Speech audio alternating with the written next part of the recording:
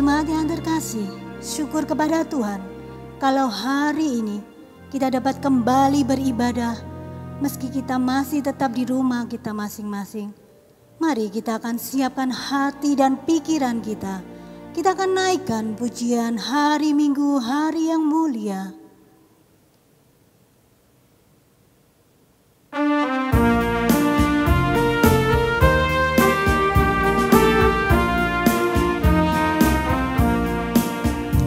Hari Minggu, hari yang mulia, itu hari Tuhanku. Dia bawa rasa bahagia masuk dalam hatiku. Hari Minggu, hari Tuhan, hari suci dan teduh. Hari Minggu, hari Tuhan, hari suci dan teduh. Hari Minggu, hari istirahat bagi badan yang letih. Firman Tuhan burung bawa nikmat untuk hati yang sedih. Hari Minggu, hari Tuhan, hari suci dan teduh. Hari Minggu, hari Tuhan, hari suci dan teduh. Hari Minggu, hari Tuhan, hari suci dan teduh. Hari Minggu, hari Tuhan, hari suci dan teduh. Jemaat yang dikasihi Tuhan, bahwa kebaktian minggu ini bisa berlangsung di dalam nama Allah Tritunggal kita, Bapa, Anak, dan Roh Kudus. Amin.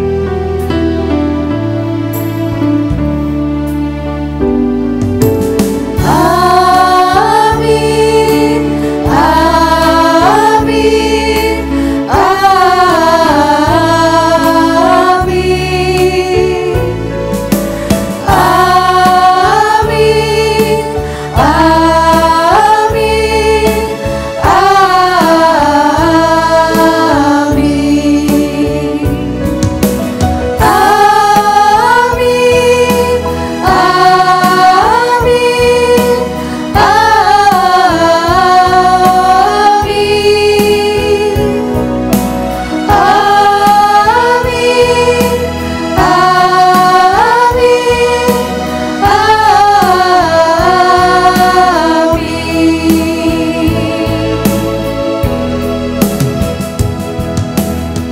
Damai Tuhan besertamu. Dan besertamu juga. Tidak ada seperti Engkau di antara para Allah, ya Tuhan, dan tidak ada seperti apa yang Kau buat. Segala bangsa yang Kau jadikan akan datang sujud menyembah di hadapan-Mu, ya Tuhan, dan akan memuliakan nama-Mu. Sebab Engkau besar dan melakukan keajaiban-keajaiban. Engkau sendiri saja Allah. Jemaat yang terkasih, seperti pemazmur yang datang menyembah Tuhan karena begitu besar keajaiban yang sudah Tuhan berikan kepadanya. Kita pun saat ini juga akan membawa hati kita untuk datang menyembah Tuhan. Menyembah Tuhan Allah kita yang maha besar, yang telah melakukan keajaiban-keajaiban di dalam hidup kita. Mari kita akan membawa hati kita untuk menyembahnya. Bapakku datang menyembahmu di sini. Ku percayakan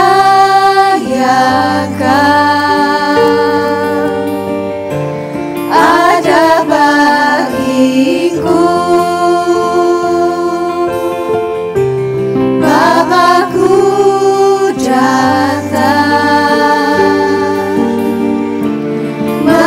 menyembahmu di sini. Ku percaya Kau ada bagiku.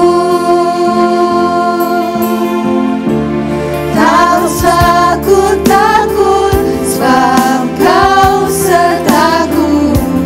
Tak usah ku bimbang, Kau di dalamku. Tak usah ku cemas, Kau menghiburku. Saat ku lemah, Kau kuatku. Ku nyanyi haleluya,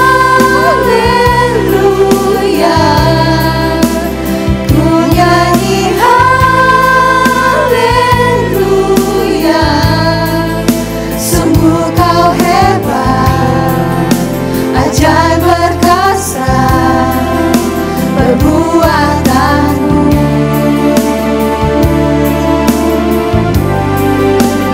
Ku nyanyi haleluya, ku nyanyi haleluya. Sungguh Kau hebat, ajaib perkasa perbuatanmu. Di hidupku, Bapa, kami datang menyembah-Mu di sini.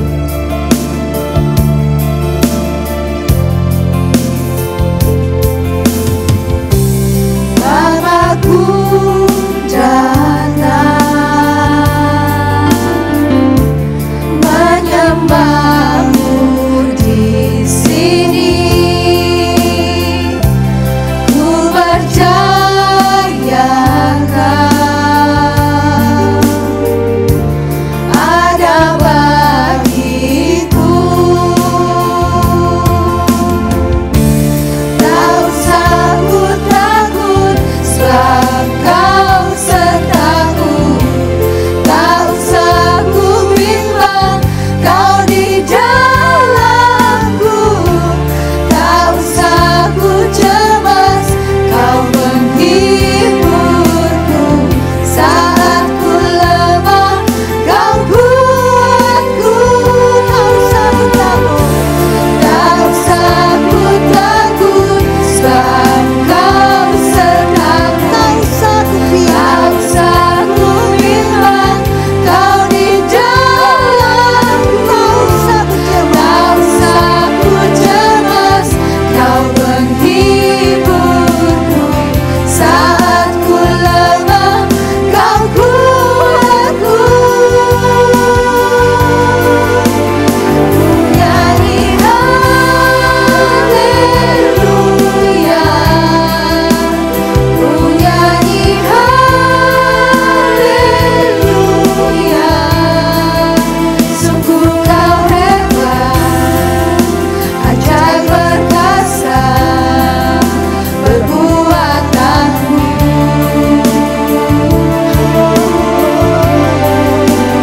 Ku nyanyi haleluya, ku nyanyi haleluya.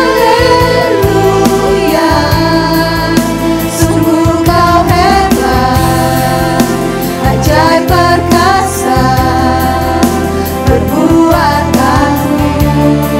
Ku nyanyi haleluya, Ku nyanyi haleluya, ku nyanyi haleluya.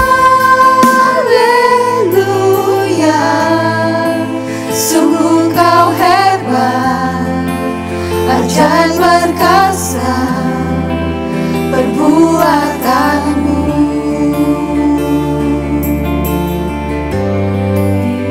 Ku nyanyi haleluya,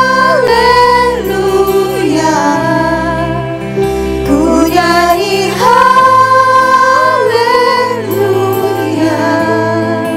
Sungguh Kau hebat,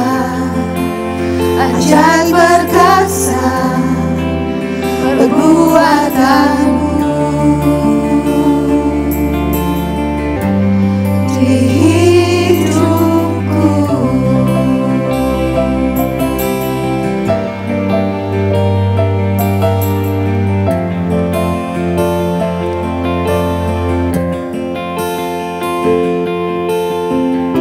Bapa, kami datang kepadamu. Hanya Engkau Allah yang Maha Kudus, yang layak terima pujian dan sembah kami. Biarlah pujian yang sudah kami pujikan menjadi dupa yang harum di hadapan-Mu Tuhan. Terima kasih Tuhan, kalau hari ini kami bisa kembali beribadah. Semua itu hanya karena anugerah-Mu ya Tuhan.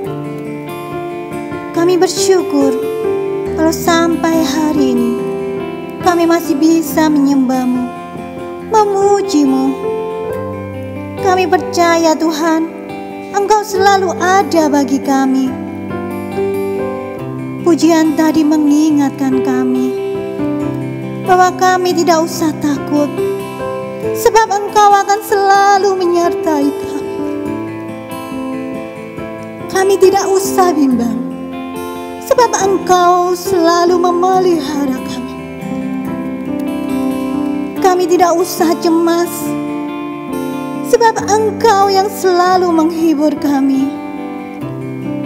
Dan saat kami lemah, Engkau yang akan memberikan kami kekuatan. Terima kasih Tuhan untuk semua janji-janji-Mu yang begitu menguatkan iman kami. Kami percaya bahwa firman-Mu ya dan amin Tuhan. Saat ini kami mohon pengampunan-Mu atas segala dosa kami. Mari setiap kita masing-masing berbicara secara pribadi kepada Tuhan. Kita ungkapkan segala isi hati kita di hadapan-Nya.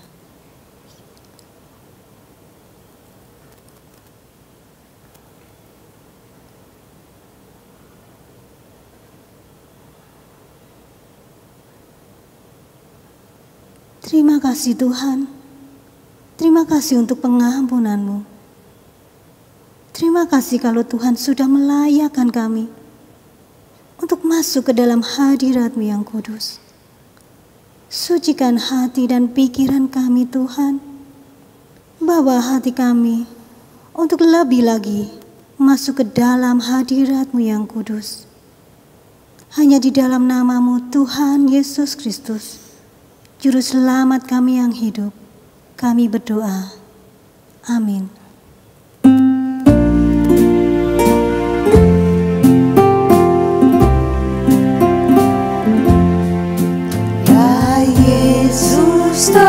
Tebuslah segenap dosaku, ku rindu Kau tinggal terus di hatiku. Enyahkan berhala dan musuh keji, dan basuhlah daku menjadi bersih. Hatiku kan bersalju bersih, karena darah-Mu membasuhku bersih.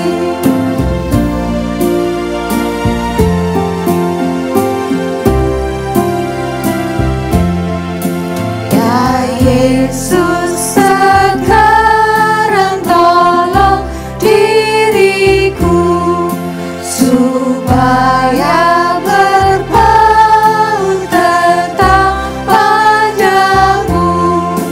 Dosaku membuat hatiku pedih, oh basuhlah daku menjadi bersih.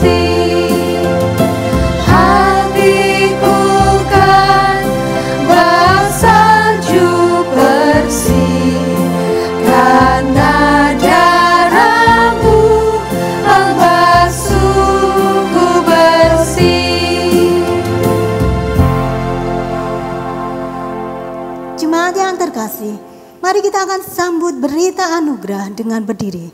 Berita anugerah diambil dari Efesus 5, ayatnya yang ke-15 sampai yang ke-17. Karena itu, perhatikanlah dengan seksama bagaimana kamu hidup. Janganlah seperti orang bebal, tetapi seperti orang arif. Dan pergunakanlah waktu yang ada, karena hari-hari ini adalah jahat. Sebab itu janganlah kamu bodoh, tetapi usahakanlah supaya kamu mengerti kehendak Tuhan. Demikianlah berita anugerah dari Tuhan. Syukur pada Allah.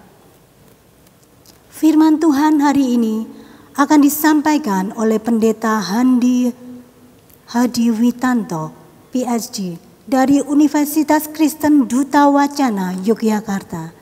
Kita akan menyambutnya dengan pujian Ajar Kami Tuhan.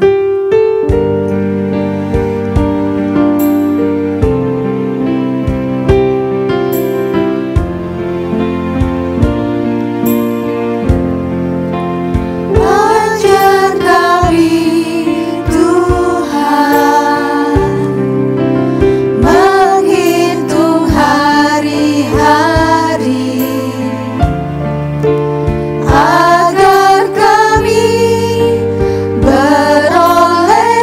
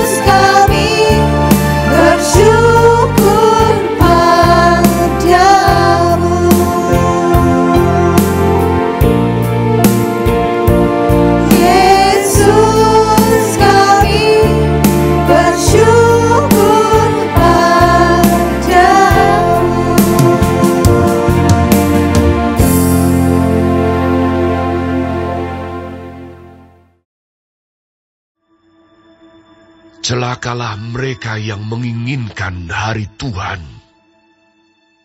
Apakah gunanya hari Tuhan itu bagimu? Hari itu kegelapan, bukan terang. Seperti seseorang yang lari terhadap singa. Seekor beruang mendatangi dia. Dan ketika ia sampai ke rumah, bertopang dengan tangannya ke dinding, seekor ular memagut dia. Bukankah hari Tuhan itu kegelapan dan bukan terang? Kelam kabut dan tidak bercahaya.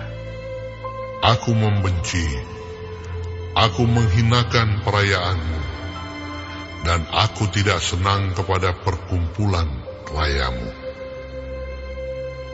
Sungguh, apabila kamu mempersembahkan kepadaku korban-korban bakaran dan korban-korban sajianmu, aku tidak suka. Dan korban keselamatanmu berupa ternak yang tambun, aku tidak mau pandang. Jauhkanlah daripadaku keramaian nyanyian-nyanyianmu. Lagu gambusmu tidak mau aku dengar.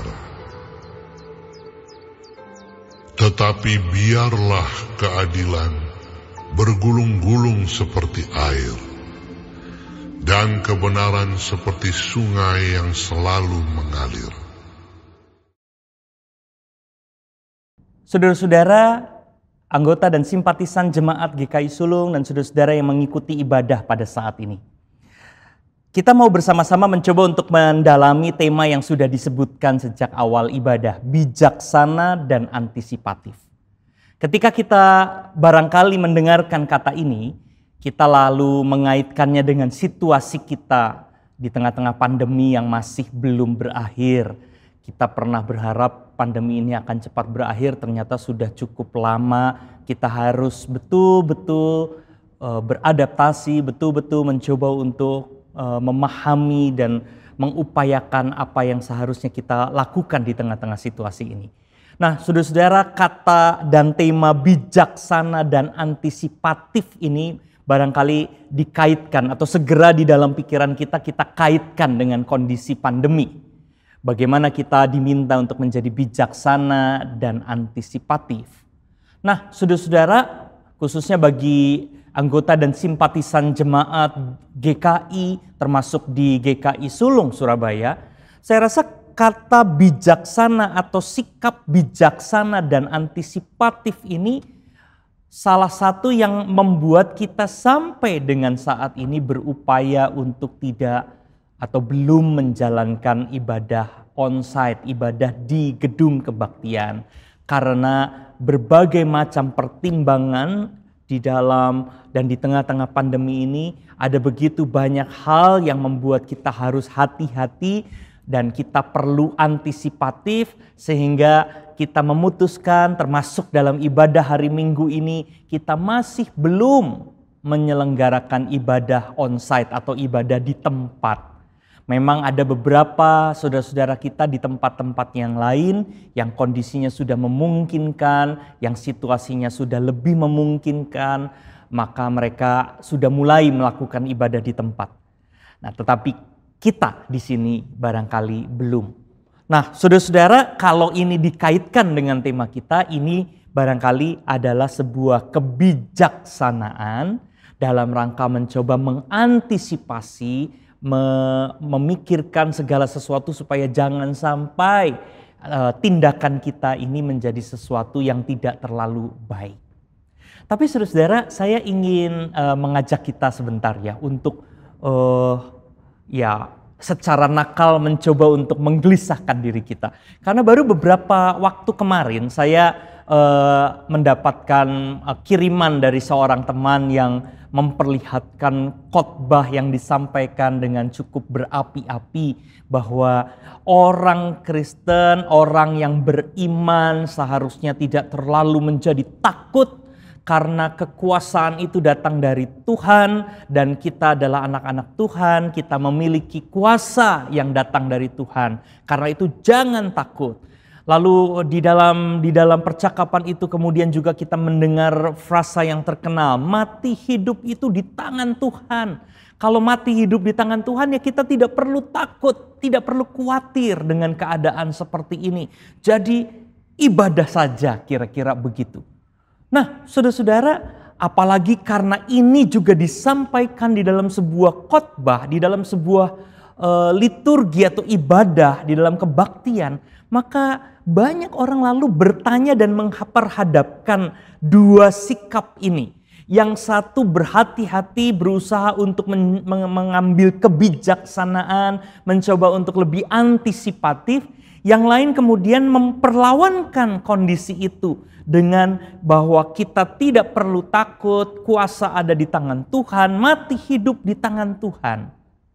Saya lalu jadi bertanya, dan barangkali ini juga jadi pertanyaan kita pada saat ini. Apakah jika kita mencoba untuk mengambil kebijaksanaan, berhati-hati, mencoba untuk antisipatif, mencoba untuk mempertimbangkan banyak hal, itu berarti kita tidak takut pada Tuhan, kita tidak percaya pada kuasa Tuhan, atau apakah ini berarti kita sedang bersikap untuk tidak mengandalkan dan berserah kepada Tuhan. Nah, saudara-saudara, ini adalah kerangka berpikir yang saya ingin ajak saudara-saudara renungkan. Kita masuk ke dalam cara berpikir ini. Bijaksana dan antisipatif, apakah ini adalah sebuah sikap kita tidak mengandalkan Tuhan? Atau kalau dibalik, ketika kita mengatakan bahwa kita percaya dan berserah pada kuasa Tuhan, ketika kita ingin mengatakan bahwa mati hidup itu di tangan Tuhan, apakah kita tidak perlu menjadi bijaksana dan tidak perlu menjadi antisipatif? Bijaksana dan antisipatif seperti apa sebetulnya yang dimaksudkan?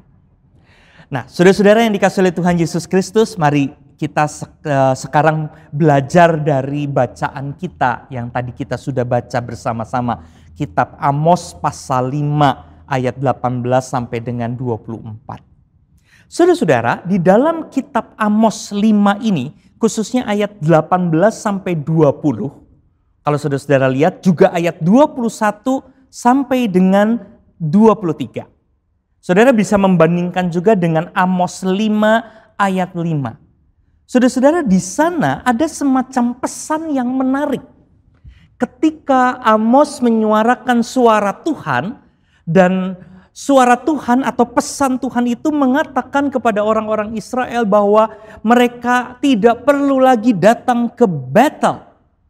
Betel itu adalah sebuah tempat ziarah, saudara-saudara. Pada zaman itu Betel adalah tempat di mana banyak orang-orang Israel berbondong-bondong pergi ke sana untuk berziarah. Karena memang itu adalah tempat kudus di mana Tuhan pernah menyatakan dan menampakkan diri. Karena itu menjadi sebuah ritual yang rutin mereka lakukan. Orang banyak berbondong-bondong ke Betel. Dan yang menarik adalah bahwa pesan di dalam Amos 5 adalah tidak perlu datang lagi ke Betel. Dan kalau kita memperhatikan ayat 18 sampai 20 dan 21 sampai 23, kita juga melihat bahwa Tuhan menyampaikan pesan melalui Amos supaya mereka juga tidak lagi perlu memikirkan urusan-urusan agama yang rutin mereka lakukan.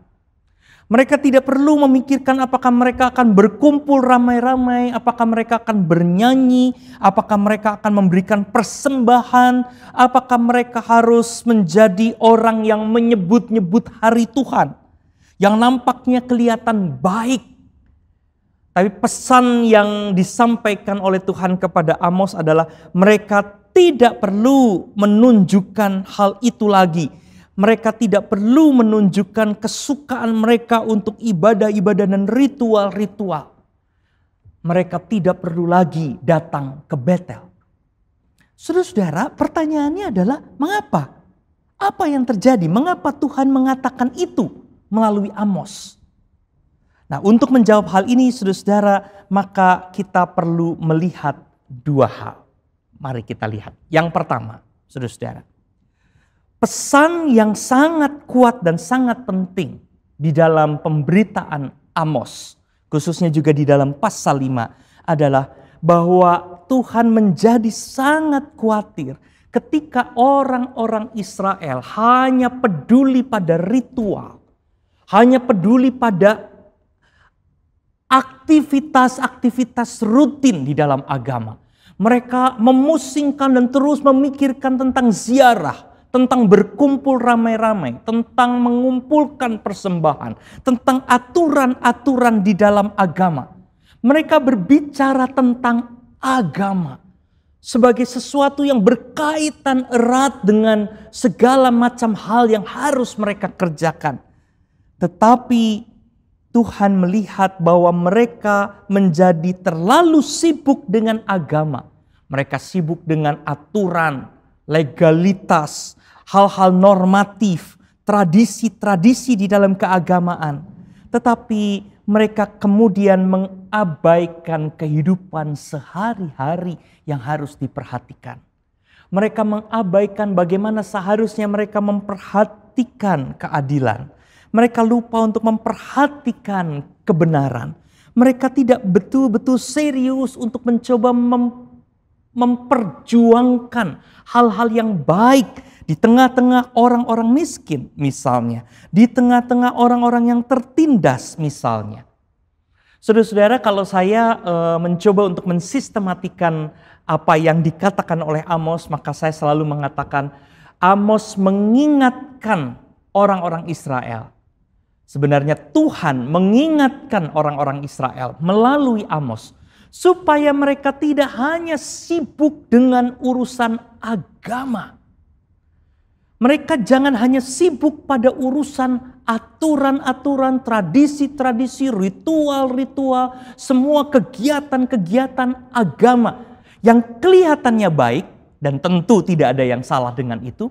Tetapi ketika itu semua dilakukan dengan mengabaikan sisi etis dan sisi spiritualitas dalam kehidupan mereka sehari-hari. Agama adalah sesuatu yang baik. Tetapi ketika agama itu hanya bicara mengenai soal-soal yang harus dikerjakan secara rutin, tetapi mereka tidak pernah mencoba untuk mengaitkan persoalan agama ini dengan kehidupan sehari-hari. Itulah yang saya sebut sebagai hal-hal etis. Mereka tidak mencoba untuk mencari dan mempelajari apa yang seharusnya mereka hidupi dari apa yang mereka imani. Bagaimana mereka memahami Allah, bagaimana mereka mencoba menemukan kehendak Tuhan, dan bagaimana mereka memperlakukan itu di dalam hidup sehari-hari mereka. Sisi etis dan sisi spiritualitas. Inilah yang kemudian menjadi pesan dari Amos. Bukan berarti orang tidak perlu lagi ibadah dan melakukan ritualnya. Tetapi Amos mencoba untuk menekankan ketika ibadah dan ritual menjadi sesuatu yang hanya dikerjakan dengan kering. Dikerjakan sebagai kewajiban, dikerjakan sebagai sebuah keramaian. Tetapi tidak pernah betul-betul mencoba untuk menerjemahkan, mencari, memahami, mencoba untuk menemukan apa yang seharusnya mereka kerjakan. Nah, karena itu saudara-saudara, inilah yang disebut sebagai sisi etis spiritual yang harus betul-betul menjadi bagian dalam kehidupan umat. Nabi Amos mengingatkan umat Israel agar mereka melakukan refleksi. Mereka melakukan upaya dialektis, mencoba untuk bercakap, membaca situasi, merenung, mencari supaya tindakan-tindakan mereka menjadi tindakan-tindakan yang benar dan tepat. Saudara-saudara bisa melihat ya, misalnya di dalam Amos 5 ayat 7 sampai dengan 13, kita tidak membaca bagian itu, tapi saudara-saudara kalau melihat Di situ Amos mengatakan orang sibuk dengan agama, tetapi kemudian orang mengabaikan keadilan. Orang bahkan melawan keadilan, melawan kebenaran, tidak peduli pada kekelaman. Orang malah hidup di tengah-tengah kebinasaan. Karena itu di bagian pertama Amos mengatakan tidak perlu datang ke Betel. Bersiarah ramai-ramai, tidak perlu mengumpulkan persembahan, seolah-olah menjadi sebuah aktivitas luar biasa, beribadah di dalam tempat dan di tengah-tengah tempat-tempat ibadah tertentu, tetapi tidak mampu untuk mencoba melakukan sebuah upaya pencarian tentang kehendak Tuhan dan menerjemahkannya di tengah-tengah kebutuhan manusia yang ada pada saat itu. Karena itu kemudian di dalam Amos 5 ayat 24 yang menjadi ayat terkenal sebenarnya, Tuhan berkata-kata melalui Amos, tetapi biarlah keadilan bergulung-gulung seperti air dan kebenaran seperti sungai yang selalu mengalir.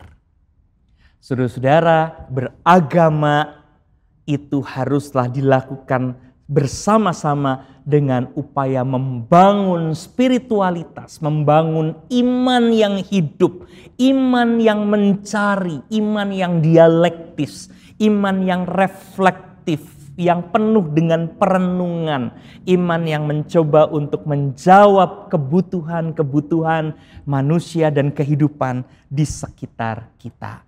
Iman itu bukanlah agama yang statis, tetapi sebuah pencarian yang dinamis. Ya, bukan sesuatu yang berhenti seolah-olah hanya menjadi kebenaran yang tidak perlu lagi diperjuangkan dan dipahami, tapi menjadi sebuah upaya terus-menerus menggali, terus-menerus memahami, dan akhirnya juga menerapkannya dalam hidup sehari-hari. Nah, saudara-saudara yang dikasihi oleh Tuhan Yesus Kristus, jikalau kita mau berbicara tentang bijaksana dan antisipatif, maka kata bijaksana dan antisipatif ini harus ditempatkan dalam pemahaman itu. Bijaksana dan antisipatif adalah sebuah sikap yang harus muncul karena kita mengembangkan iman, mengembangkan spiritualitas dan sikap etis kita. Kenapa kita menjadi bijaksana dan harus menjadi antisipatif? Karena kita tidak hanya bicara tentang Tuhan sebagai sesuatu yang statis. Kita tidak hanya bicara hubungan kita dengan Tuhan hanya sebagai sebuah aturan dan hafalan. Kita berbicara tentang Tuhan karena kita mencoba untuk berdialog, mencoba untuk memahami, mencoba untuk mencari dan melakukan sesuatu yang dikehendaki oleh Tuhan. Itu yang menjadi pesan sangat penting yang Tuhan ingin sampaikan melalui Nabi Amos. Berhenti kita sibuk dengan agama-agama yang statis, seolah-olah kita sudah tahu semuanya dan dihafal saja cukup. Tapi kita harus menghidupi sebuah upaya-upaya berdialog dan memahami keadaan dan kehendak Tuhan. Karena itu saudara-saudara, bijaksana dan antisipatif bukanlah sebuah sikap anti Tuhan. Bukanlah sebuah sikap tidak peduli pada kuasa Tuhan. Justru karena kita mau tunduk di bawah Tuhan. Bukan karena kita merasa sudah tahu tentang kuasa Tuhan. Tapi karena kita ingin mencari. Karena kita ingin memahami. Karena kita ingin mencoba menghidupi iman kita di tengah-tengah kehidupan orang-orang banyak secara konkret.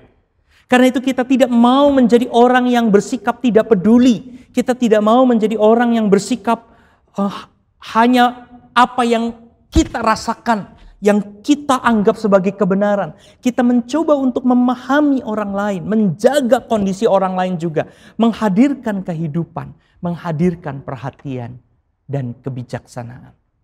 Saudara-saudara, kebijaksanaan dan antisipatif adalah bagian dari iman justru karena kita takut pada Tuhan. Karena kita ingin hidup bersama dengan Tuhan.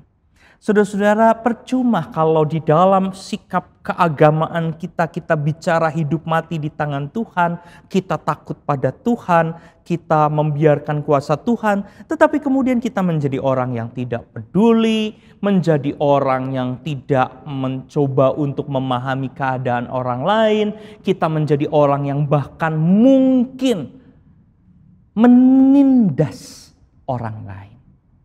Saudara-saudara, saya berkali-kali sering menggunakan contoh ini ya. Kalau saudara-saudara tidak senang dengan terorisme agama, kalau saudara marah pada radikalisme agama, orang-orang yang memahami agama tetapi kemudian menjadi orang yang menuntut, memaksa keseragaman, tidak mencoba melihat perbedaan. Kita marah pada keadaan seperti itu. Maka saudara-saudara barangkali menjadi baik di dalam kesempatan ini untuk kita merenung. Jangan menjadi sama seperti itu. Kalau kita tidak suka, maka jangan kita melakukan hal yang sama. Kenapa?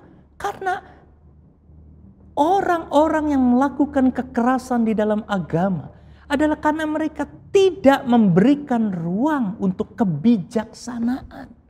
Untuk sikap antisipatif di dalam relasi di tengah-tengah perbedaan. Karena agamanya statis, tidak dinamis. Agamanya adalah hafalan, bukanlah sebuah dialog pencarian. Bukanlah sebuah spiritualitas yang dibangun dalam pencarian-pencarian yang mendalam. Agama adalah hafalan yang hanya dan harus dilakukan menurut apa yang mereka inginkan. Nah, kalau kita tidak suka, ya jangan lakukan yang sama. Kita harus menghidupi iman Kristiani kita dengan iman yang dinamis, dengan spiritualitas etis yang nyata. Saudara-saudara, saya jadi ingat ya, beberapa waktu lalu di Yogyakarta ada satu peristiwa yang mungkin sangat menyedihkan. Paling tidak bagi beberapa orang, apalagi yang mengalaminya. Saudara-saudara, cerita itu adalah ketika ada rombongan siswa-siswi SMP yang dibawa oleh sekolahnya dalam kegiatan sekolah untuk melakukan kegiatan outdoor, kegiatan di luar lingkungan sekolah. Mereka lalu melakukan kegiatan menyusuri sungai. Jadi masuk ke sungai, lalu berjalan menyusuri sungai. Itu adalah kegiatan yang menarik. Seingat saya, karena saya waktu masih kecil juga pernah melakukan hal itu, gitu ya. Kita berjalan di tengah sungai yang dangkal dan kemudian menyusuri sampai beberapa jauh jaraknya. Tapi persoalannya waktu itu sedang musim hujan. Masyarakat di sekitar sungai sudah mengingatkan para guru, pembimbing atau para pembimbing dari acara itu, dari sekolah tersebut untuk jangan turun ke sungai karena waktu itu musim hujan. Kalau musim hujan kita tidak pernah tahu kalau tiba-tiba ada banjir bandang yang datang dari hulu sehingga bisa saja membahayakan. Hujannya mungkin di sini tidak terjadi, tetapi di tempat lain terjadi sehingga air sungai meluap dan kemudian mengalir dan itu bisa membahayakan. Nah, saudara-saudara, konon karena ini adalah cerita yang terjadi sebenarnya, konon para pembimbing atau orang-orang yang seharusnya bertanggung jawab pada acara itu mengatakan satu kalimat yang sudah kita sebut sejak awal. Mati hidup kan di tangan Tuhan. Dan karena mati hidup di tangan Tuhan, kemudian mereka tetap menjalankan acara itu. Sampai bencana yang tidak kita inginkan akhirnya justru betul-betul terjadi. Tiba-tiba ada banjir dan sekian anak meninggal dunia. Saudara-saudara, saya membayangkan kesedihan yang amat sangat dari orang tua yang harus kehilangan anaknya. Betul, itu bencana. Tapi kan seharusnya bencana itu bisa dihindari ya. Kalau orang-orang yang bertanggung jawab bisa mengambil kebijaksanaan dan sikap antisipatif yang tepat. Sebagai seorang pemimpin, sebagai seorang dewasa, sebagai seorang pembimbing. Betul? Tapi juga saya tambahkan sekarang bahwa bencana itu barangkali bisa dihindari ketika para orang dewasa dan pembimbing itu bisa mengambil kebijaksanaan spiritual. bahasa mati hidup di tangan Tuhan itu adalah salah satu persoalan yang membuat mereka lalu tidak mengambil kebijaksanaan. Karena sikap atau kata-kata mati hidup di tangan Tuhan menjadi sesuatu yang statis, hafalan. Sehingga lalu mereka tidak menjadikan sikap untuk berserah kepada Tuhan, pemahaman tentang mati hidup di tangan Tuhan sebagai sebuah pencarian yang dinamis, sebagai sebuah sikap yang bijaksana, sebagai sebuah sikap untuk dialogis pada keadaan dan mencoba untuk memahami sehingga kita bisa mengambil sikap yang lebih tepat. Saudara-saudara, andai ada kebijaksanaan spiritual dan kebijaksanaan etis pada saat itu, maka bencana itu tidak terjadi. Nah, saudara-saudara yang dikasihi oleh Tuhan, di tengah-tengah barangkali kesedihan kita, rasa gelisah, terus-menerus menunggu kapan kita bisa ibadah kembali, semua orang masih berpikir dan masih menunggu dan tidak ada yang salah dengan itu. Tetapi di dalam kondisi itu kita tidak menjadi orang-orang yang tidak bijaksana dan tidak antisipatif. Hanya karena kita bicara tentang Tuhan. Tapi kita mencoba untuk bijaksana dan antisipatif. Kita mencoba memahami keadaan seperti ini. Karena kita tahu iman kita bukanlah iman yang statis. Iman yang terus mencari dan iman yang mau terus belajar. Iman yang terus mau mencoba untuk memahami bagaimana kita seharusnya memperjuangkan kebenaran dan keadilan yang Tuhan harapkan. Barangkali di tengah-tengah aktivitas, di tengah-tengah kehidupan kita yang bukan hanya soal ibadah hari Minggu. Bagaimana kita menunjukkan iman kekristenan kita di tengah-tengah keluarga kita. Di tengah-tengah pekerjaan-pekerjaan yang terbatas saat ini.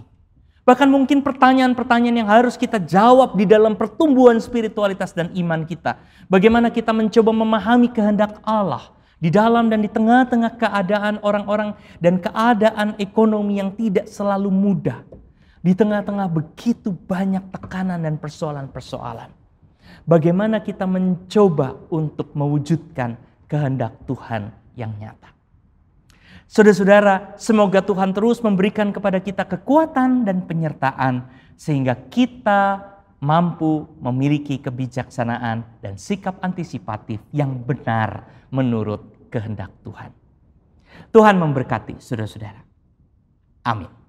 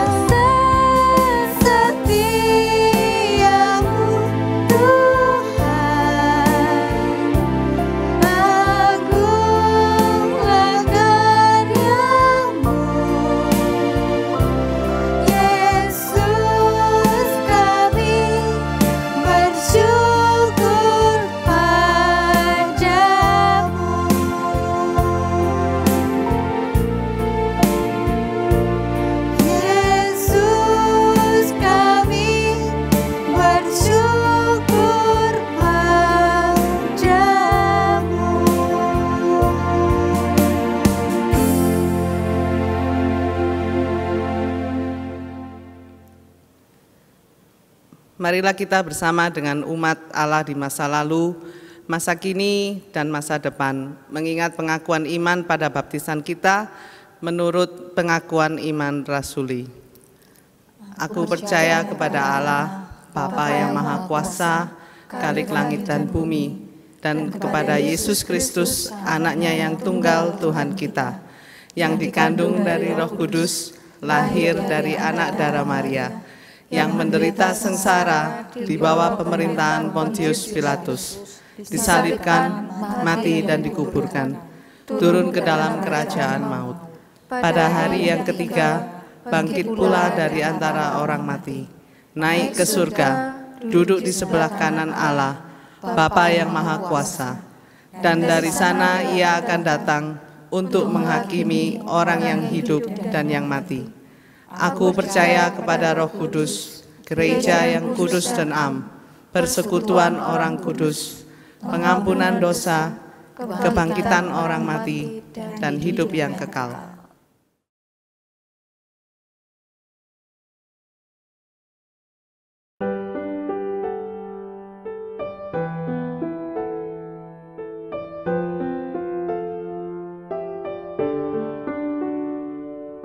Sungguh indah juru selamatku, dan ku yakin seluruh hidupku di tanganmu, terjalin dalam rencanamu.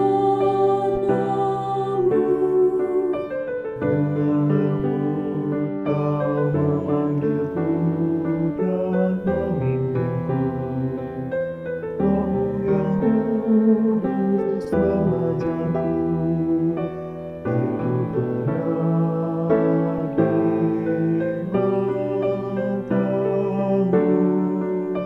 panggilanmu menangkap aku, dan tanganmu melukis aku seperti dirimu. Ini doaku.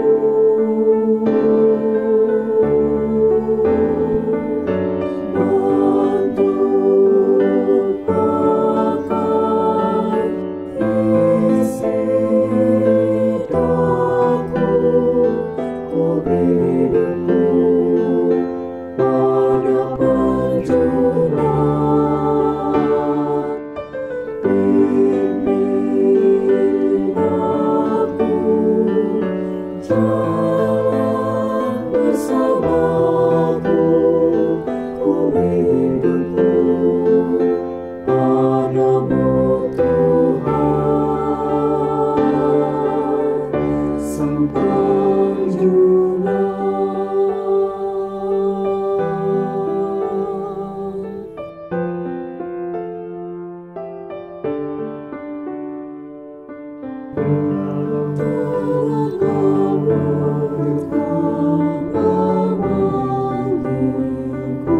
Rohmu yang kudus mengajarku untuk hidup benar di matamu.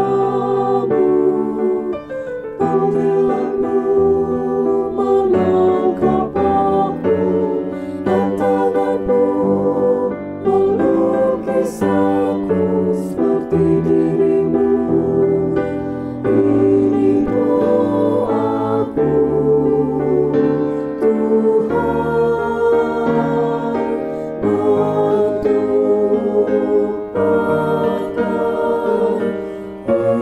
isi hidupku, ku beri hidupku pada penjunan. Pimpin aku jalan bersamaku, ku beri hidupku padamu Tuhan, Sang Penjunan.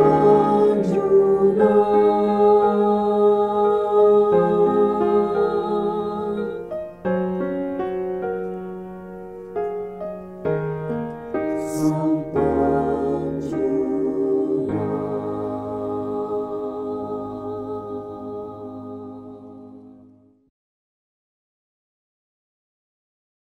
Jemaat yang dikasihi Tuhan, mari kita masuki doa syafaat. Mari kita berdoa. Tuhan, terima kasih bahwa di situasi pandemi ini kami tetap bisa beribadah. Kami tahu Tuhan, kerinduan beribadah adalah juga dorongan daripada kuasa Roh Kudus. Kami ingin taat, kami ingin dekat, mendengar akan kebenaran-Mu Tuhan, dan kami ingin berjalan bersama dengan Tuhan. Oleh karena itu Tuhan, berkati akan kesetiaan jemaat di dalam terus mencari pimpinan Tuhan melalui beribadah bersama, mengucap syukur atas apapun yang terjadi dalam kehidupan kami. Kami mau menyerahkan doa syafaat secara khusus kepada pemerintah kami di dalam situasi pandemi ini Tuhan. Bukan hanya pemerintah kami tapi juga negara-negara lain. Karena satu sama lainnya saling terkait. Ketika kami rindu ada situasi pandemi yang berakhir, maka harus ada kerjasama antar negara. Terutama dengan persoalan vaksin. Kami berdoa supaya Indonesia juga diberikan pertolongan, mampu bisa menolong negara-negara yang lain. Kami berdoa Tuhan untuk vaksin yang diupayakan boleh ada di dalam penyembuhan akan situasi COVID-19 ini Tuhan. Biarlah Engkau sendiri yang menolong. Karena kami tahu waktu Tuhan itulah yang paling tepat. Biarlah manusia berusaha di dalam upaya itu. Kami sungguh-sungguh menyadari ada banyak situasi ini membuat manusia menyadari bahwa kemampuannya, bahwa kepandaiannya hanya terbatas saja. Sehingga manusia takluk kepada pencipta, kepada Allah. Dan kami menemukan juga khususnya kepada Allah Yesus Kristus yang menebus akan hidup kami. Sekali lagi Tuhan, kami menyerahkan pemerintah kami, kebijakan-kebijakan yang ada di dalam situasi ini biarlah Tuhan yang menolong. Sehingga situasi masyarakat di dalam keadaan yang kondusif baik, terutama di dalam situasi pilkada. Kami tahu kampanye bisa melanggar hal-hal yang seharusnya menjadi peraturan, terutama peraturan akan protokol kesehatan. Sekali lagi kami menyerahkan supaya situasi-situasi ini tidak ditunggangi oleh orang-orang yang berniat jahat, yang ingin mengacaukan situasi pemerintah kami.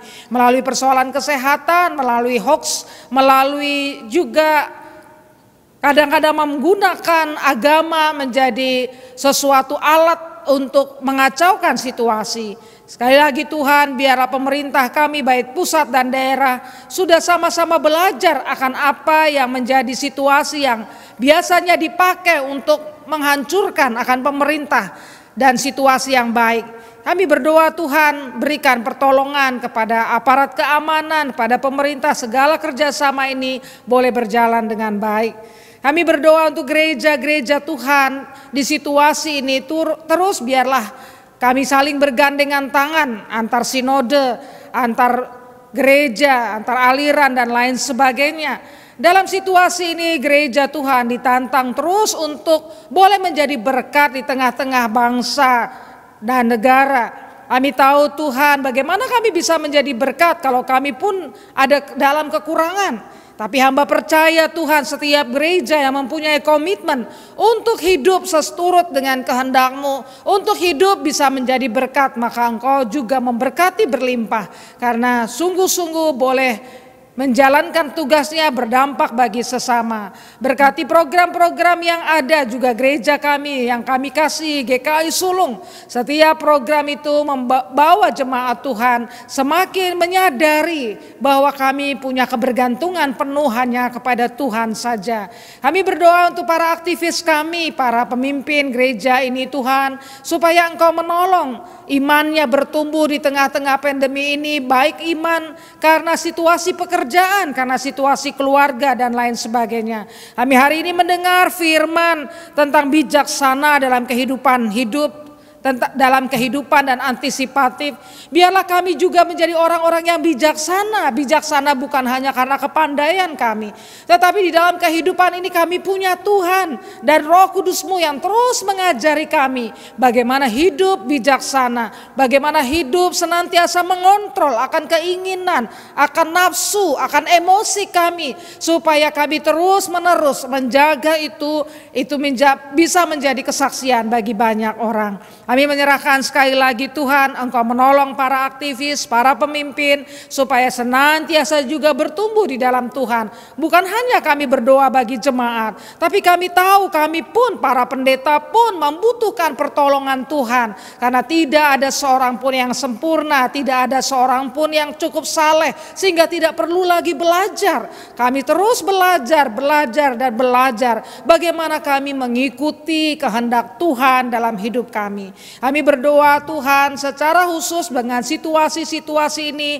mereka yang kehilangan pekerjaan, mereka yang juga mungkin alami sakit penyakit karena kami agak menjadi sulit untuk datang ke rumah sakit, kami menjadi perlu hati-hati karena situasi ini. Tetapi Tuhan tolonglah supaya mereka yang sakit, mereka pun tetap bertumbuh imannya, tetap yakin Tuhan punya waktu di dalam kesembuhan mereka.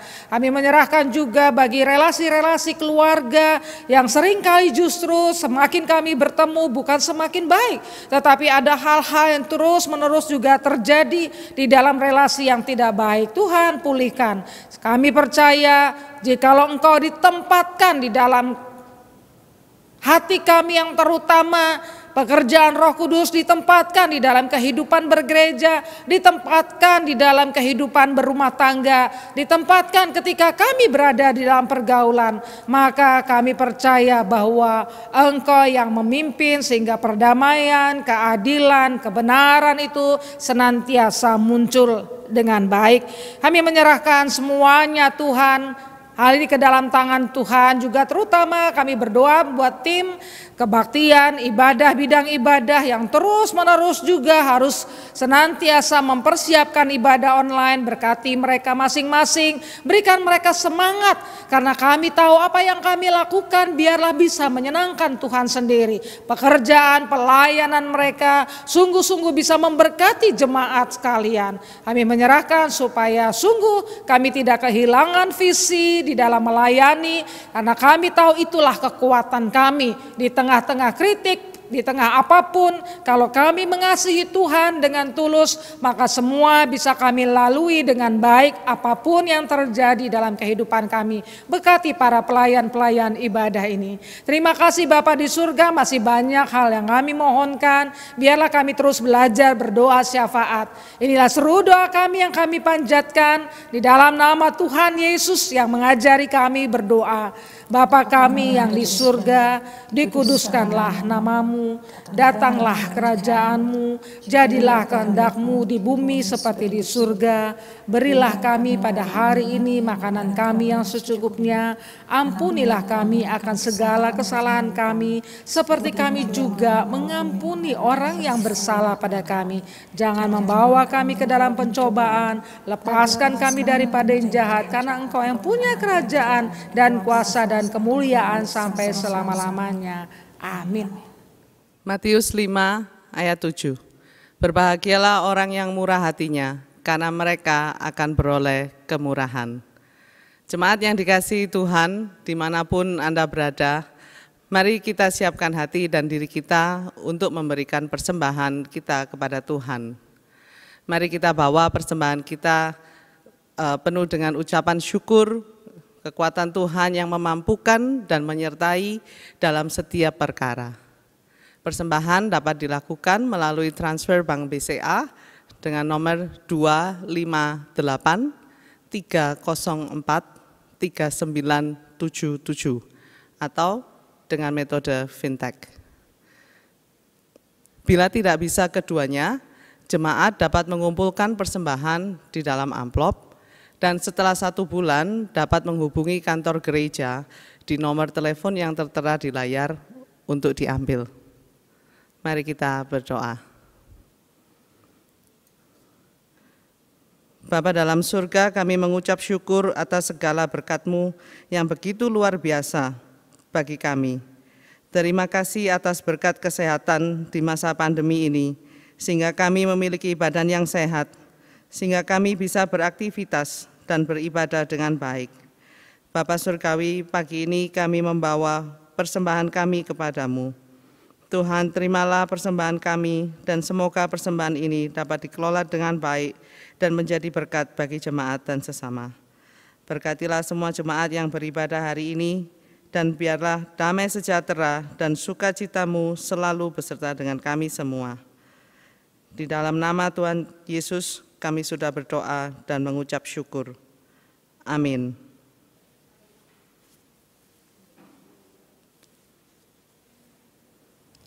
Firman Tuhan mengingatkan kita untuk menggunakan waktu kita dengan bijaksana.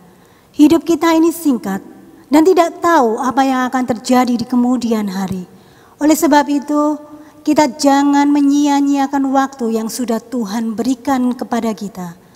Selagi masih ada waktu, marilah kita terus bertumbuh melalui firman Tuhan, melalui segala persoalan yang sudah Tuhan izinkan kita alami, dan memperbaiki karakter-karakter kita, agar kita semakin hari semakin sempurna sepertinya.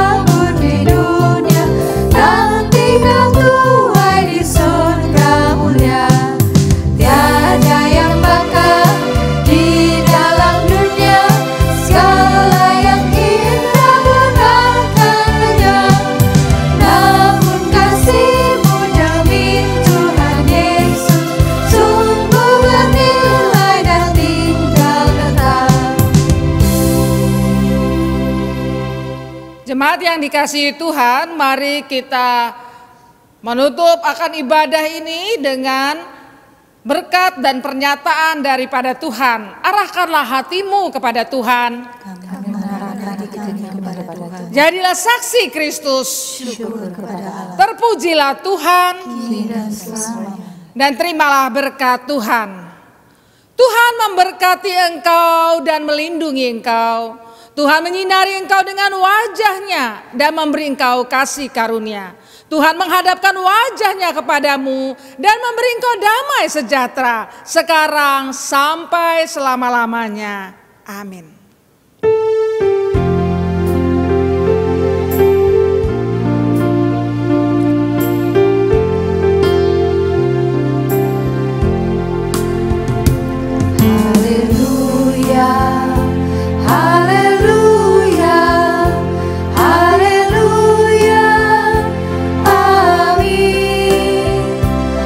Setiap kata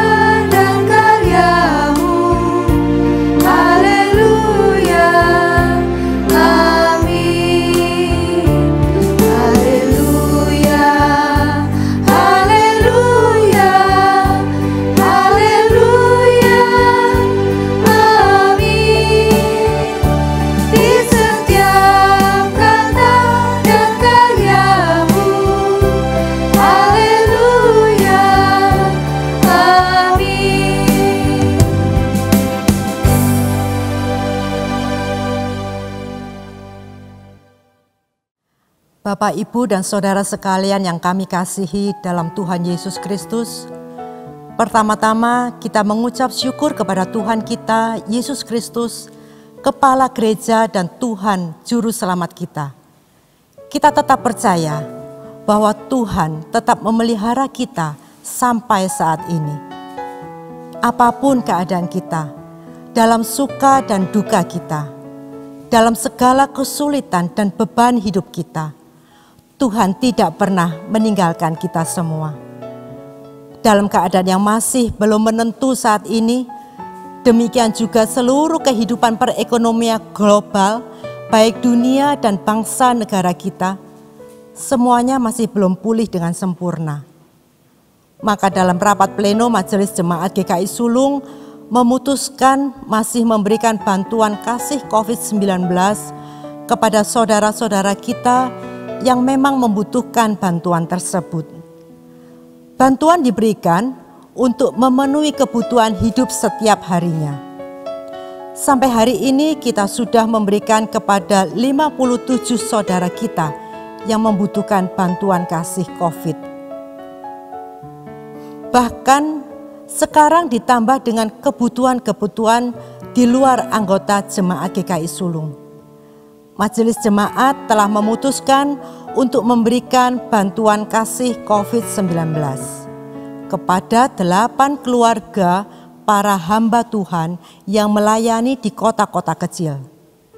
Keadaan mereka juga sangat memprihatinkan, di mana jemaat yang mereka layani semua juga ada dalam keadaan kekurangan.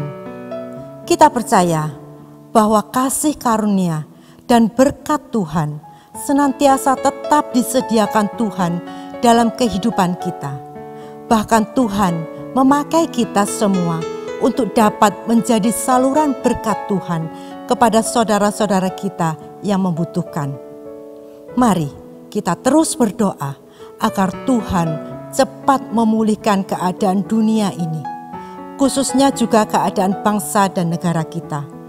Tuhan pasti terus memberkati kita semua agar kita juga tetap dipakai Tuhan menjadi saluran berkat kepada saudara-saudara kita yang membutuhkan.